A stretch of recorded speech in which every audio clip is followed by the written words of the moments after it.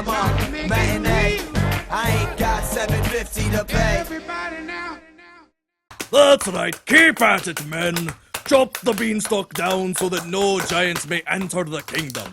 Yeah, chop the beanstalk. Shut your ass up. This is your fault.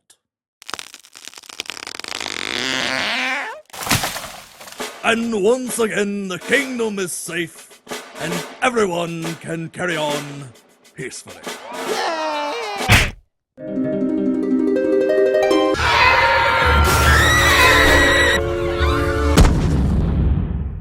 Hell with a giant, a beanstalk is a dangerous thing.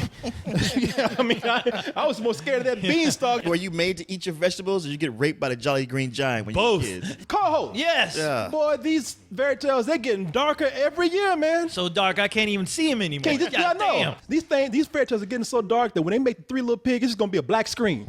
You're not gonna see nothing. But they're making these fairy tales darker and darker, and that seems to be the trend right now. Yeah, it's like, remember this stuff that scared you when you were a little kid that taught you important life lessons? Now imagine it with tons of blood and tits. Yeah, there you go. There you go. And it's public domain, so we ain't got to pay nobody for the rights to this. I think that this movie, Jack and the, what is it called? Jack the Giant Slayer. Giant Slayer, okay. Because the Beanstalk's a minor character now. This does follow the same story, Jack and the Beanstalk. But you know what? This time, Cyrus, it's not just one giant. It's not two. How many giants, Corey? Hey, man, there's so many I can't count. Oh, no. Cyrus, you know what? They got so many giants in this movie. They got one that looks like Usher with a perm. Like I said, I did enjoy this movie. It does have its flaws. Leon, I'm going to start with you. I think you agree with me about that. Oh, I do agree with you. I mean, this is an actual imagining of Jack and the Beanstalk, and it does well for the most part, but it is kind of shallow. It lacks depth and character, and it could have used a punch up on the script, which is just not there. Those things that would make it memorable. It's a likable enough movie, but the humor skews a little bit too young with all the farting giants. I would just give it kind of a low matinee. Okay.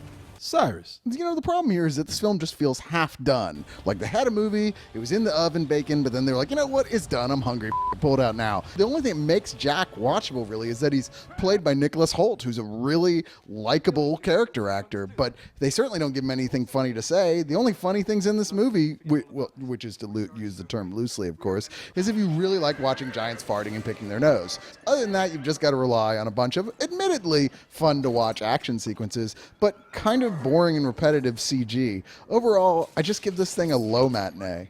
Oh, I'm sorry. I give this thing a high rental. No, you said low matinee. Too late. Yeah, too late. Can't take it back. You heard The other one. Well, I don't know. I think this movie needed a lot of magic beans because a lot of it that should have worked just didn't work for me. And one of the biggest things that all you guys have mentioned is the characters. They should have had some stronger characters, especially Jack. It's as close as you can get to doing one of these new remakes, right? But not enough to where it amazed me with the scope, which at times where it should have, it didn't. And it was just okay. So I'm just giving it a rental. All right.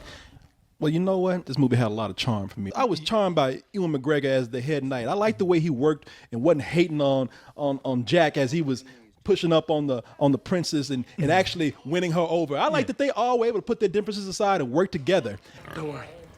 I'll get you out. I had this, Jack. I took my eye off the ball just for a moment, but I had this. I liked the giants. I thought that they were intimidating. They look like big old scary homeless people. If you went to the land of the homeless, this is what you would see. I just thought that fear and intimidation only lasted until they decided to cop out and start doing childish, gross out humor. Even going for obvious sight gags like the pig in a blanket. Bill Nye as the head giant, I thought he was cool. The rest of them, they're all kind of interchangeable. I loved Ian McShane as the king of the kingdom. But Stanley Tucci as Sir Roderick with his gap teeth, and he just played a little too slimy with all his, and I can't stand that, man. That wasn't enough to make me hate this movie. It's very adventurous. I found the beanstalk itself intimidating. So I liked it enough to give it a matinee. And the only other thing that confused me is that we're talking about giants that hate mankind, that live in the sky. If I was that pissed off, I think I'd just pull my pants down, stick my ass over a cloud, and shit on everybody. Cinema matinee. I ain't got $7.50 to pay. Oh, cinema matinee. I ain't got $7.50 to pay.